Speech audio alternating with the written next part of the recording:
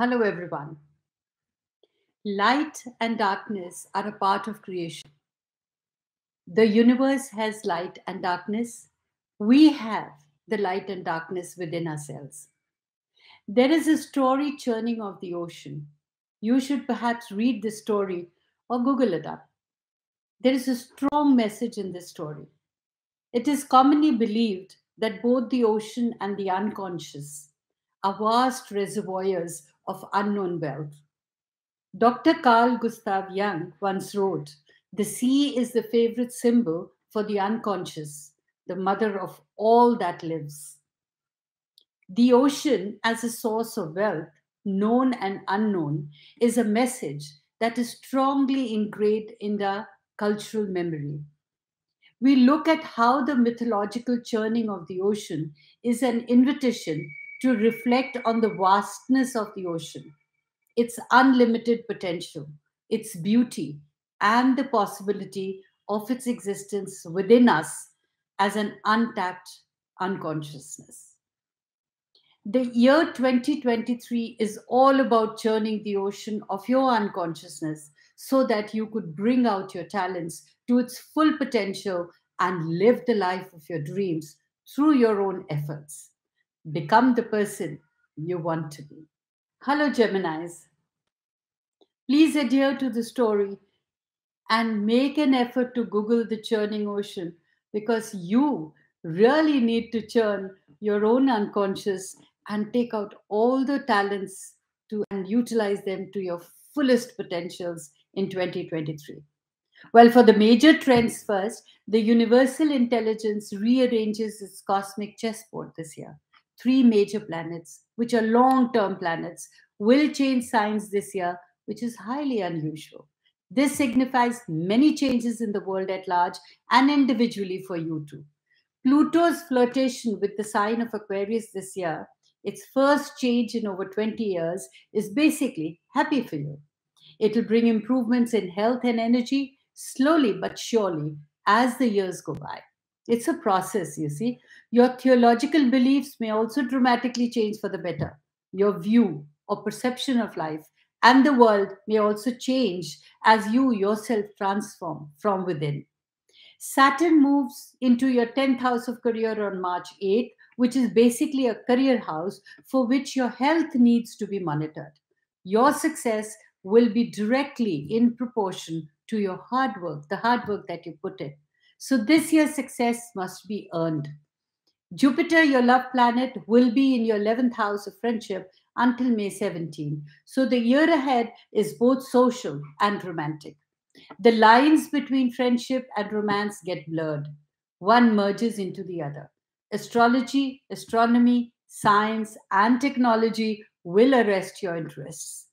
As new and significant friends come into the picture, on May 17th, Jupiter enters your spiritual 12th house, putting the focus for the year ahead on the spiritual part of you. This is a year for making your progress. It's all about your own values, all about your own beliefs. That is spiritualism for me. So there I see a progress in 2023. Spirituality for me is when you recognize your potential and inner core gets strengthened. Health. Saturn's move on March 8th from Aquarius to Pisces will be stressful to you, and this stress will go on for the next 2.5 years. So you may not feel your normal energy, which could be less than usual. This isn't anything serious, as the other long term planets are either making nice aspects or are leaving you alone.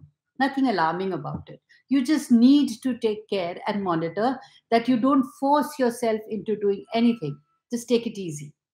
The other change we see is Pluto's move from Capricorn into Aquarius from March 24th to June 12th. This is the beginning of a major shift for Pluto. He will hover between Capricorn and Aquarius next year too, and will finally enter Aquarius for the long term haul in 2025. There he will stay for at least 20 years, perhaps more. Since Pluto is your health planet, this major move has great ramifications for your health and the therapies that work for you. Focus on what needs to be changed, which is suitable for your body type. For the past 20 odd years, you have been very conservative about your health. Experimenting with holistic medicine and therapies will be a good idea. Understand yourself and your needs. In regards to your home and family, your fourth house of home and family is not prominent this year. It's not a house of power. So your 10th house of career is much more powerful, in fact. So this would tend to the status quo. Home and domestic life will be more or less, it'll continue as it has been. No need to make major shifts or changes there. Even though home and family and your emotional wellness is your priority. Yet this year, it is less important than usual. You will probably spend more time building on your career than on the home. There are many short term trends with the family. I would say you could maintain a perfect balance personally and professionally. So, Mars can bring high passions in the family circle, perhaps conflicts. Do your best to minimize these things. However, this is a good period for undertaking renovations or major repairs in the home. Overall, the picture looks balanced and happy. In regards to your finance and career, though this is a strong career year for you all Geminis, finance seems less important. Your money house is not prominent and not a house of power, and that's actually a good thing. You're basically satisfied with the status quo and have no need to make dramatic changes or give undue focus here. However, if problems arise, this lack of focus could be a root cause. You'll have to start paying more attention and everything will come back to its normal. There will be times when finances are stronger or weaker than at other times. This comes from the transits of the short term planets. When they are kind, earnings increase and come with greater ease. When they are unkind, there is more challenge involved. Now, since Moon is your financial planet, the period from the new moon to the full moon, as the moon waxes, will tend to be better financially than when wanes and grows smaller from the full moon to the new moon. You have more enthusiasm and energy for finance when the moon is waxing. So, when the moon is growing, it's good to spend on things that will increase your income. They are good periods for buying a house or making an investment. So when the moon is waning, it's better to pay down debt or sell your things. In fact, declutter. The real headline this year is the career. Saturn will move on to your 10th house of career on March 8th and stays there for the next 2.5 years, joining Neptune in this house. So Neptune has been in your career house for many years now. Saturn and Neptune are opposites. They are opposite kind of forces. Saturn is down to earth and practical. Neptune is more illusionary and dreamy. So Saturn likes order, right form, good management. Neptune likes the freewheeling, intuitive approach. So in career matters, you are bound to feel indecisive. There is the idealistic Neptune side of you and the down to earth, worldly Saturn side of you. You must somehow reconcile them. This is the main career challenge for the next couple of years. Learn to balance your idealism with practicality and realism. Saturn in the 10th house signals a need to earn success through sheer merit. In the past year, you caught many lucky career breaks.